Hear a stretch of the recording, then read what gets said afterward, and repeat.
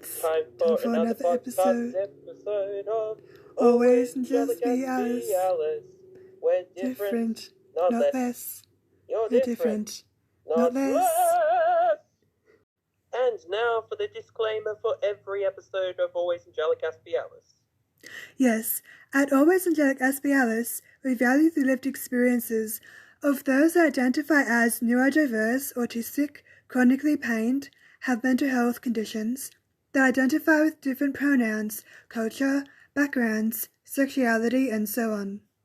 We appreciate and acknowledge lived experiences as vital to the wonderland of Always Angelic Aspie Alice. However, our experiences may be different from those who have different experiences, and our advice, /experience, /stories, /personal mantras, etc. do not replace medical or diagnostic information. We are not therapists, counsellors, or doctors. However, we hope you find another episode of Always Angelic Aspie Alice helpful. We welcome everybody to be, live, thrive, and belong as different, not less.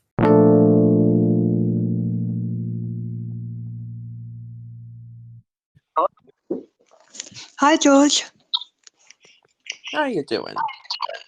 Good, how are you? I am doing quite good myself. That's good. And today I'm really happy you came on because today we're going to talk about basically the two events in Sydney that happened, like the stabbings, but not in detail, just more about like how it can be anxiety provoking for people, like they might not want to go outside of their house, and maybe we can also talk about like general mental health and things like that. Oh, okay, yes. Yeah, so I'm wondering, did those events that happened in Sydney, did they affect you?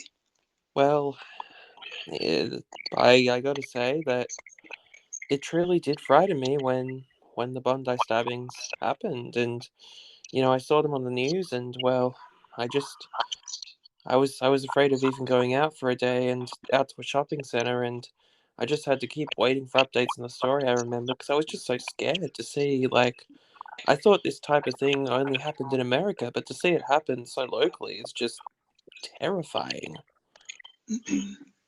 I think. Mm-hmm. It shook me, and it still sort of, because I think I was even at that shopping center in a past time in my life, and to see something look so familiar and to see such a tragedy take place within it, it chills me, you know? Mm-hmm. Yeah, it shook me too, and it still shooks me because I actually haven't been outside in public for about 2 weeks since the stabbings. Ah. Yeah, more just like because of those events that happened, I want to protect myself and my life. So why would I want to go into the public anymore? I guess so, but it's not every place that this is happening. I mean, a tragedy happened in the shopping center, but it's not equally, a tragedy can happen anywhere at any time, and we have no choice in the matter. Some person could come out and just, do something like that anytime and anywhere. I don't think anyone goes into the shopping center expecting such things, you know? Yeah, exactly. And then there's also like a couple of days after that event, there was a priest who got stabbed as well. Mm. Oh man, that's terrible. Yeah, I know. And like literally, I think the two events were like a day or two apart. Yeah. Yeah, they're like really close in I guess like in the timeline of like when those things happen. But like I really hope it's not a third stabbing or third like violent thing going to happen because like it's a lot, to be honest. And to be honest, I don't even watch the news. I only heard about the first event because I heard it on LinkedIn, and then the second one I actually heard through somewhere else. It wasn't like the TV, it was somewhere else. But like I'm still shook, you know. Yeah. Yeah. I yeah, I do know what you mean. I've been in a shopping center since, but I thought I said to myself, well, I tried to make myself just a bit less afraid of that it could occur to me, because like I said to myself, well, I'm in Melbourne and it happened in Sydney. I used to live in Sydney and I'm in Melbourne, you know? Mm-hmm. that's how I kind of coped with it, whether that makes sense or not, you know. Yeah, that's true. Yeah. And even in And Sydney, pretty like sure the guy who knifed people is dead. yeah, that's true. And they Yeah, said it wasn't connected to any bigger thing. yeah. I heard that too. And Mm. I truly am sorry for the losses suffered during that tragedy, you know? Mm. Yeah, I just can't believe that's even happened, to be honest. And also, like, it wasn't anywhere near where I live, but like I still live in Sydney, so like it's kind of where I live, you know? Yeah. Yeah.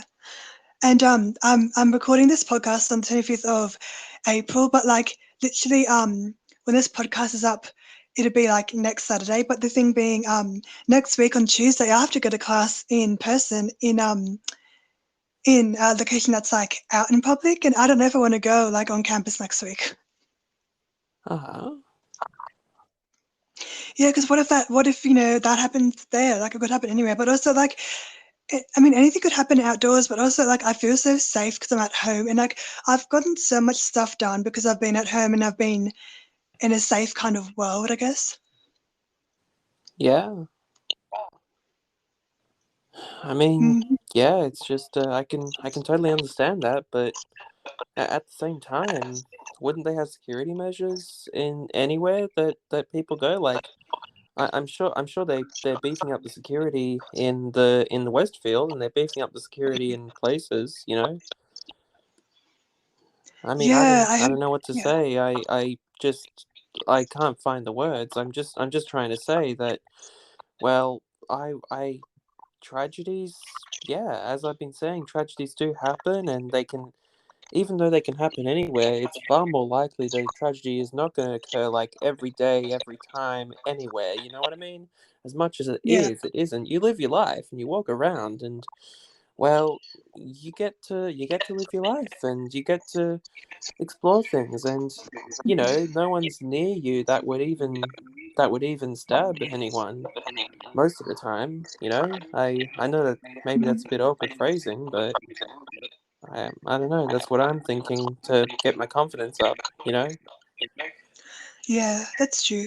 I try and believe like there's good people out there, but like I'm trying to find reasons to get out of going to campus next week, and like literally I got one more assignment to do, and that's in person as well. A couple of weeks in the future, like I think 2.5 weeks or 3 weeks into the future, and it's going to be on campus. And like I'm trying to think of like ways to get out of going on my like getting out of doing my assignment in person, but also getting out of my two last classes that I have. But I'm like, it's kind of weird because like I don't have that much anxiety again, but like that whole stabbing that happened like but twice that like shook me, and also like I just couldn't believe it happened, but also like I couldn't believe like now my anxiety is like up a lot, but like I've got good reason to be anxious, you know.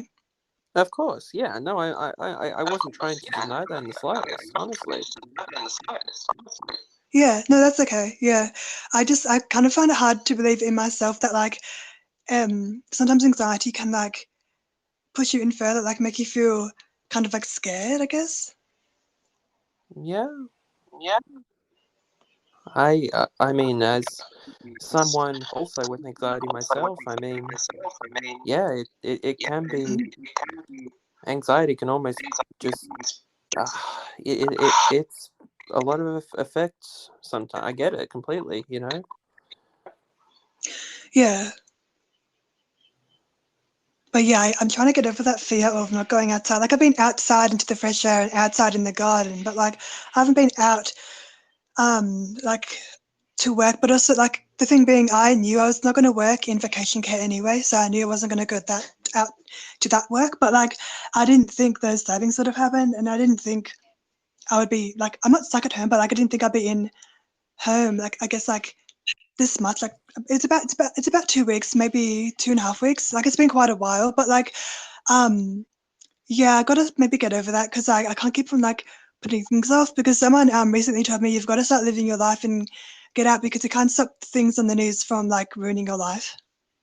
And yeah, in the podcast briefing here, you've also mentioned, what's so lovely about living in Sydney. Now, I Yeah. think maybe we should ask that for the second half of this podcast, even if it does go a bit over time. Yeah, no, that's okay. Maybe George, do you want to answer the question first? Because I'm just going to drink some water. That's all good. All Yeah. right. So what's so lovely about living in Sydney is that, well, I used to live in Sydney, and well, they had the Ritz cinemas, they had the Dendy cinemas, they had all this great stuff. They had like pretty good bars and stuff. Not that I personally don't drink alcohol, but I just enjoy the atmosphere of a bar, and I think I've been going to bars more in Melbourne, but I went to a couple in Sydney, and it was nice. I think that it's and they're loud. I think most bars are quite loud, so that can be a little troublesome occasionally. But hey, Mhm. I go to a bar, I expect that. Mhm. But also, I think one of the things in Sydney that I just love is that I knew the train lines and I knew how to get around places, and I could see I had already made a ton of friends in Sydney, and I know I'd already. It was just great to be able to visit them, and that's like the only thing I miss now that I'm in Melbourne. Sure, I can call them, and sure I can, video chat or whatever, but it's just not the same. But Mhm. I had to go out of Sydney when I did. I just had to. Yeah. Yeah. Yeah. And That's yeah, sorry. Yeah, sorry. I was just going to say, I agree with you. There's lots of good things about Sydney. But it's funny that title. I actually was writing it sarcastically, like, what's so lovely about living in Sydney, considering about the stabbings, but also the lack of gaps of good mental health services to help young people and to help people, and then also like just the poverty and the homelessness. There's a lot of things that are like really bad and dark as well. Well, poverty and homelessness doesn't just affect Sydney. It's Mm, sadly in Melbourne. I've passed, people on the street with the signs and stuff like that. It's definitely in Melbourne too. They'll mm, be sitting like in yeah. front of a 7-Eleven or something. Mm, yeah, that's sad. But like, yeah, when I was thinking about the title for this podcast episode, I was also thinking about like what like inspiration could I take and like make it my own. And I was thinking of like songs I listened to recently, and there's a song by Billie Eilish and one of her collaborators, and it's called Lovely. And I'm like, okay, I used the word lovely like in my episode for the title, and it really worked. It worked for this episode, but also I guess the good thing about this episode, we're not talking about just like the bad things that have been happening and like the mental health heavy things, but also we can also talk about like the good things as well, like the trains and like all the good things that are in Sydney that are also maybe at one point in like a part of our life as well. Yeah. Like I traveled on those trains all the time in Sydney. I went to a lot of good places, and it took a long time sometimes, but that's okay. I really still am more familiar with Sydney than I am Melbourne. But even though I was short stories, like I was born in Melbourne, I moved to Sydney when I was 4. I moved back to Melbourne when I was about 11, and then I went to Sydney for 4 years, and then I had to leave Sydney because I won't disclose that here. But it's yeah, I really if I didn't, I don't know what I would be doing, where I'd be. Mm, that's okay. Hmm. Like Sydney's a great place, don't get me wrong. I just couldn't live there anymore though. Yeah. Yeah, that's okay. I wouldn't mind also living in other parts of the world or other parts of Australia, but I've lived in Sydney like basically my whole life, and I don't know, I'm so used to it. Like, why would I change? Yeah, no, no, no, no. As I said, Sydney's a great place. It's just it wasn't for Mhm. me, you know. Yeah, that's okay. Yeah, yeah. And I'm just wondering, maybe we could talk briefly about maybe about sometimes when we're anxious, sometimes we might feel like depression or other symptoms. I mean, other feelings, because sometimes like feelings come up all at once. Because I've heard that most of the time we're not feeling just one feeling; we're feeling lots of different feelings at the same time. So, do you want to maybe talk about that? Well, I think you can feel like kind of I don't know. It seems like you can feel happy and sad at the same time, or you can feel kind of scared but prideful in being brave at the same time. Maybe I don't know. Like that could certainly be Yeah, something. yeah, I get that. Like, I'm trying to be like optimistic about the future, like with my degree and my certificate and the work I want to do, because I might be able to get work in an advisory board and I really want to be on a board and it'd be paid and it pays really well. But then I've got like anxieties about like, well, what happened in Sydney recently and just about like other mental health contexts that I've been experiencing and just like other autistic type things that have been going on. So like I feel like really happy and grateful and enthusiastic and energetic for the future, and also a bit energetic about the now, but I'm also a bit scared as well and a bit wary of things that have happened, you know? Yeah, yeah.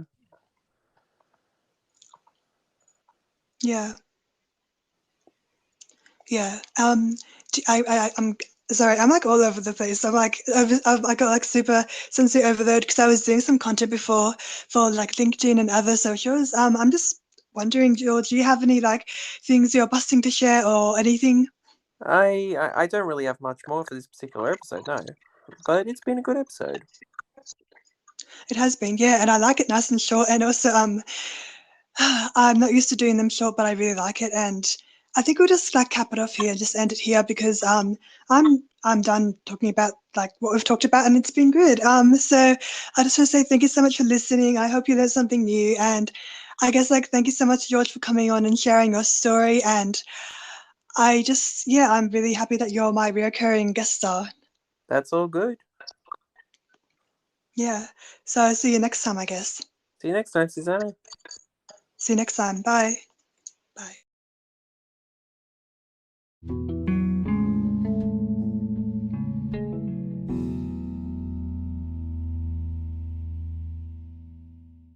Thank you for listening to another episode of Always Angelic Aspie Alice.